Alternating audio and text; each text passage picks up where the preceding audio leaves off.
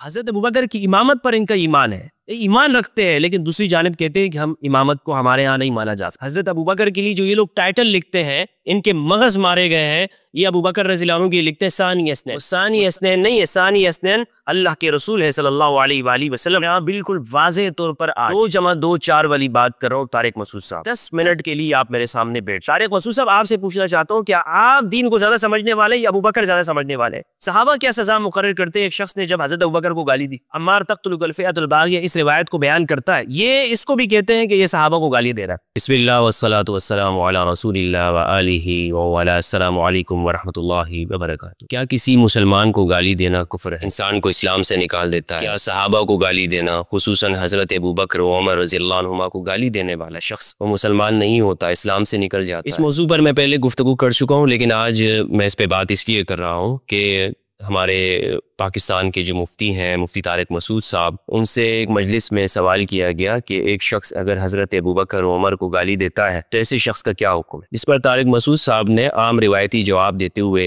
یہ بات کہی کہ ایسا شخص وہ اسلام سے نکل جاتا ہے، کافر ہو جاتا ہے، کیونکہ حضرت ابوبکر و عمر کو قرآن نے صحابی کہا ہے۔ اس پر پہلے تو میں یہ عرض کرتا چلوں کہ قرآن مجید نے کسی کی بھی صحابیت کے حوالے سے یہ نہیں کہا ہے کہ فلاں شخص صحابی ہے، کسی ایک صحابی کی صحابیت پر نص قرآن میں نہیں، لیکن طارق مسعود صاحب نے، اور عموماً ہمارے ہاں اس آیت کو پیش کیا جاتا ہے، اس آیت کو مولانا نے پیش کیا ہے۔ میں چاہتا ہوں اس موضوع پر گفتگو کروں، اور یہ بات کہ ایک انسان اگر کسی صحابی کو گالی دیتا ہے اور خصوصاً حضرت ابوبکر عمر کو، تو کیا یہ بات اس کو اسلام سے نکال دیتی ہے؟ بہت بڑی بات ہے اسلام سے نکالنے والی بات، کیونکہ ایک مسلمان اگر اسلام سے نکل جائے تو آپ سب جانتے ہیں کہ اس کا مطلب ہے کہ وہ مرتد ہو گیا، اور مرتد کی جو سزا ہے ہمارے ہاں جو بیان کی جاتی ہے وہ کیا ہے؟ قتل ہے۔ ارتداد کی سزا واجب القتل ہونا ہے۔ تو اگر ہمارے ہاں طارق مسعود صاحب یہ کہتے ہیں کہ وہ شخص جو صحابہ کو گالی دیتا ہے وہ اسلام سے نکل گیا، وہ کافر ہو گیا، تو اس کا مطلب یہ ہے کہ آپ اس کو مرتد کہہ رہے ہیں،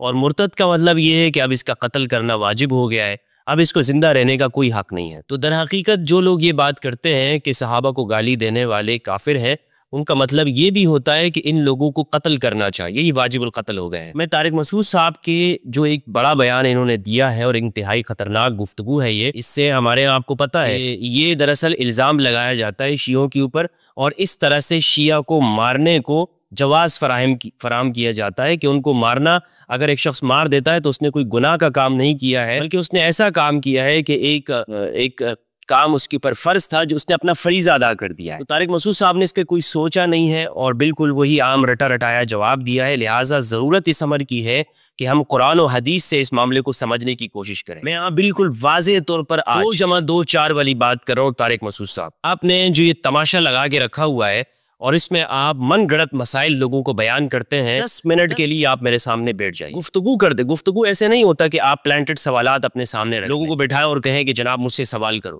نہیں، سوال یہ ہوگا کہ آپ اس شخص کے ساتھ بیٹھیں کہ جو آپ سمجھتے ہو کہ یہ مجھے کم از کم میرے دلائل کا جواب تو دے سکے۔ لہٰذا میں آج آپ کو آفیشلی یہ گفتگو کی دعوت دیتا ہوں، مناظرے کی نہیں ہے، ڈیبیٹ کی نہیں ہے، کسی چیز کی نہیں ہے، بالکل آج 2+2=4 کی طرح گفتگو ہو جائے اور قرآن و سنت سے ہم اس موضوع کو سمجھ لیں کہ صحابیت کون ہے، صحابی کون ہے، کسے صحابی کہتے ہیں، صحابیت کی ڈیفینیشن کے اوپر گفتگو ہوگی، میرے اور آپ کے درمیان میں ہوگی انشاءاللہ، اور تاکہ سب کو پتہ چل جائے کہ حق کیا ہے جسے آپ نے چھپایا، آپ نے کیوں اس بات کو چھپایا، صحابیت، قرآن کسے صحابی کہتا ہے، اور آپ مؤمنین کی آیات کو کہاں فٹ کر رہے ہوتے ہیں، قرآن نے کس لفظ کو استعمال کیا رسول کے ساتھیوں کے لیے، کون ہے رسول کے ساتھی، قرآن مجید ان کو کیا کہہ رہا ہے، وہ صحابی ہیں، کیا لفظ قرآن ان کے لیے استعمال کر رہا ہے، اور ہونا کیا چاہیے، اور آپ نے کس چیز کو استعمال، تاکہ دوسروں کے قتل کے جواز کے فتوے آپ کو مل سکے، تاکہ دوسروں کو مارنے کو آپ ثواب کا کام قرار دے سکے۔ پہلے میں یہ عرض کروں طارق مسعود صاحب، حضرت عمر کی صحابیت پر کہیں قرآن میں کوئی لفظ، حضرت عمر رضی اللہ عنہ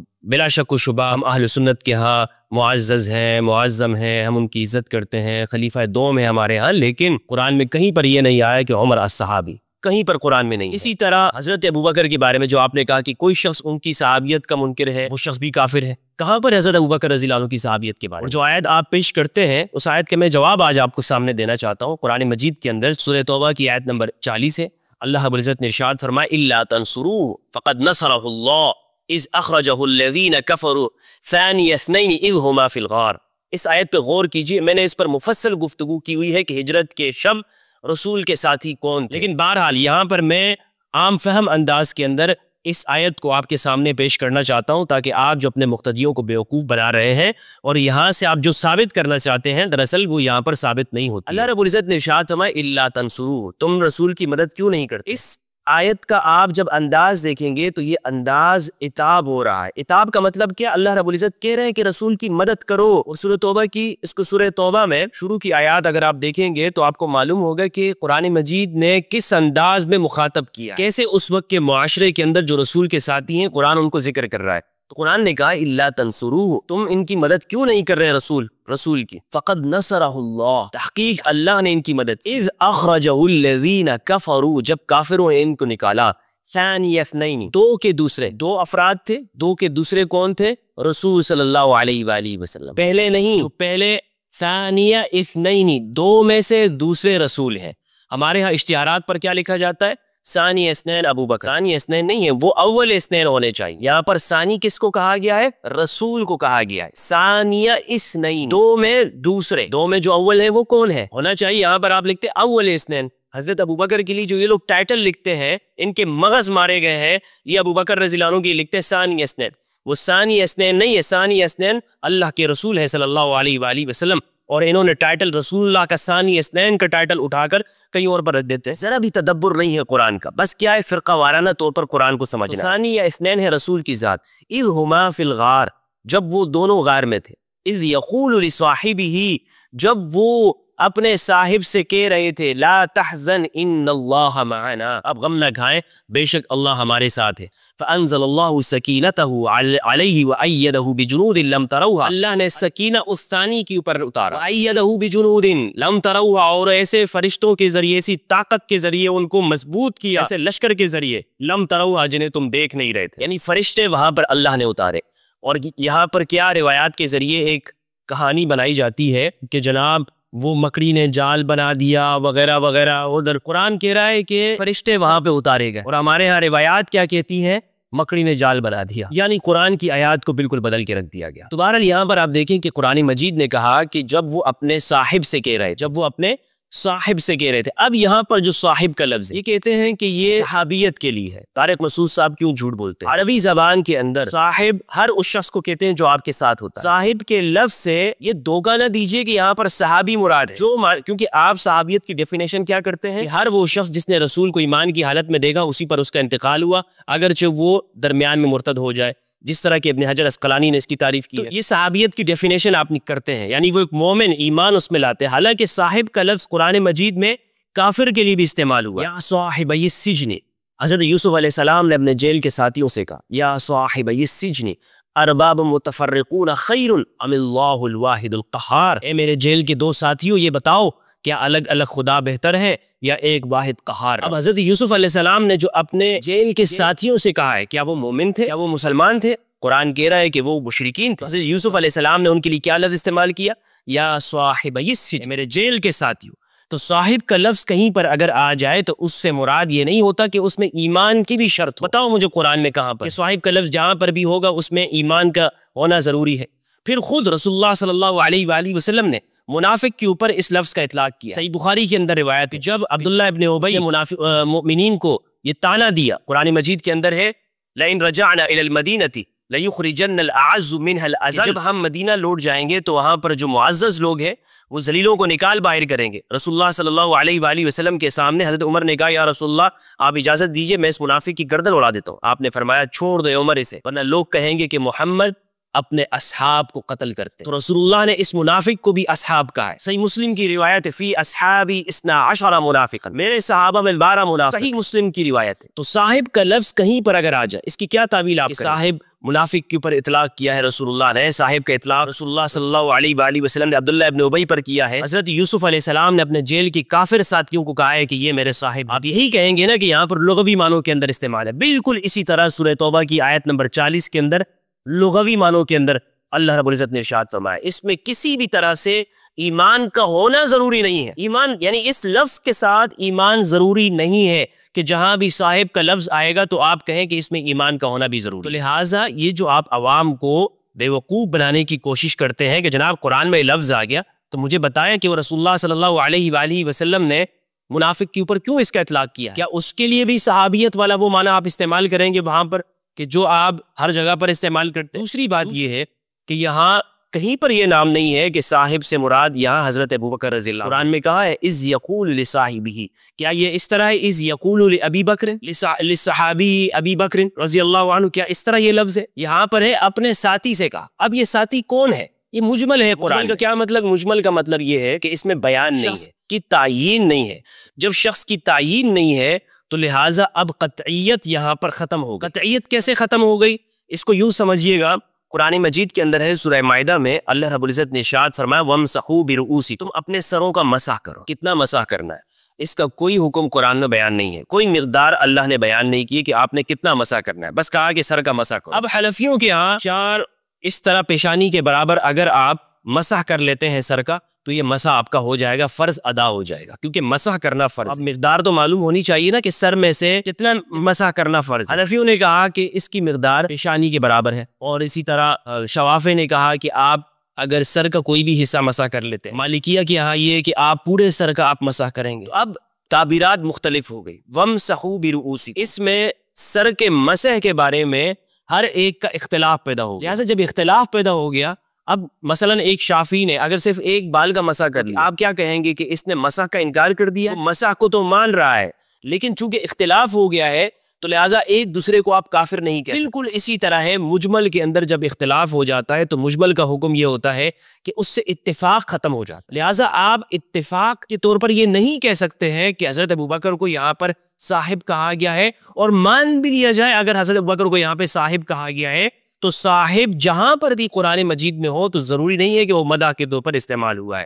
بہرحال یہ اصولی فنی ایک بحث ہے، اس کو جو اہل فن ہے وہی سمجھ سکتے ہیں۔ میں نے عامت الناس کے لیے بہت آسان کرتے ہوئے یہ بات کہی ہے کہ یہ مجمل ہے اور مجمل کے اوپر آپ اتفاق کی بات نہیں کر سکتے ہیں۔ لہٰذا طارق مسعود صاحب نے جو یہ بات کہی ہے کہ حضرت ابوبکر کی صحابیت کا منکر وہ اسلام سے نکلا ہوا ہے، یہ غیر تحقیقی بات۔ پھر میں یہاں آپ کے سامنے بخاری مسلم کی ایک روایت پیش کرنا چاہوں گا۔ صحیح بخاری کی روایت کا نمبر ہے 3673، صحیح مسلم کی روایت کا نمبر ہے 6488۔ رسول اللہ صلی اللہ علیہ وآلہ وسلم کا دور اقدس، عبد الرحمن بن عوف اور خالد بن ولید کے درمیان میں جھگڑا ہو جاتا ہے۔ خالد بن ولید کیا کرتے ہیں، وہ اٹھ کر عبد الرحمن بن عوف کو گالی دے دیتے ہیں، فَسَبَّهُ، روایت کے الفاظ برا بلا کہہ دیتے ہیں، سب کر دیتے ہیں۔ یہ بات رسول اللہ صلی اللہ علیہ وآلہ وسلم کے علم میں آتی تو آپ نے فرمایا لا تسبوا احدا من اصحابی، میرے کسی صحابی کو گالی مت۔ خالد بن ولید کی طرف اشارہ کر کے کہا کہ میرے صحابہ کو گالی مت۔ تم میں سے کوئی شخص بھی اگر احد پہاڑ جتنا سونا خرچ کر دیتا ہے وہ میرے ان صحابہ کے عمل کے برابر نہیں ہو سکتا۔ یہ مٹھی بھر اگر کوئی جو بھی خرچ کر دے، تو اس میں آپ دیکھیں کہ رسول اللہ نے فرمایا کہ میرے صحابہ کو گالی مت۔ رسول اللہ نے خالد بن ولید کو یہ نہیں کہا کہ تم نے عبد الرحمن کو گالی دی لہٰذا تم اسلام سے نکل گئے، تم کافر ہو گئے۔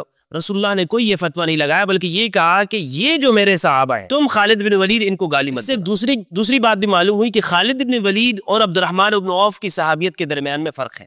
یہ جو کہتے ہیں نا کہ سارے صحابہ کی صحابیت برابر ہے، رسول اللہ نے درمیان میں دیوار کھینچ دی کہ خالد بن ولید تم میرے ان صحابہ جیسے نہیں۔ خالد بن ولید کو صحابی سے باہر نکال دیا۔ پھر یہ جو گالی دینے کی بات ہے، اگر کسی شخص نے حضرت ابوبکر کو گالی دے دی، خود حضرت ابوبکر موجود ہے اور وہاں پر ایک شخص نے ان کو گالی دے دی، تب کیا حکم ہے؟ کیا تم اسلام کو زیادہ سمجھنے والے ہو؟ طارق مسعود صاحب آپ سے پوچھنا چاہتا ہوں، کیا آپ دین کو زیادہ سمجھنے والے یا ابوبکر زیادہ سمجھنے والے؟ آپ زیادہ سمجھنے والے یا زیادہ صحابہ سمجھنے والے؟ آپ نے اپنی عقل اور فہم کو صحابہ سے بھی بڑھا دیا ہے۔ صحابہ کیا سزا مقرر کرتے ہیں ایک شخص نے جب حضرت ابوبکر کو گالی دی؟ سنن نسائی کی روایت ہے 4076، ابی برزہ اسلمی سے روایت ہے، اور یہ روایت صحیح ہے، البانی نے اس کو صحیح کہا ہے، حتیٰ کہ زبیر الزئی نے بھی ان کو حسن کہا ہے اس روایت۔ ابی برزہ اسلمی سے روایت ہے، وہ کہتے ہیں کہ ایک آدمی نے ابوبکر کو گالی دی، برا کہا، فقلت اقتلہ، یہ کہتے ہیں توبہ العنبری نے کہا کہ ابوبکر آپ مجھے اجازت دیجئے میں اس کو قتل کر دیتا ہوں، میں اس کو قتل کر۔ فانتحرنی وقال لیس هذا لاحد بعد رسول اللہ صلی اللہ علیہ وآلہ وسلم، ابوبکر رضی اللہ تعالیٰ عنہ نے مجھے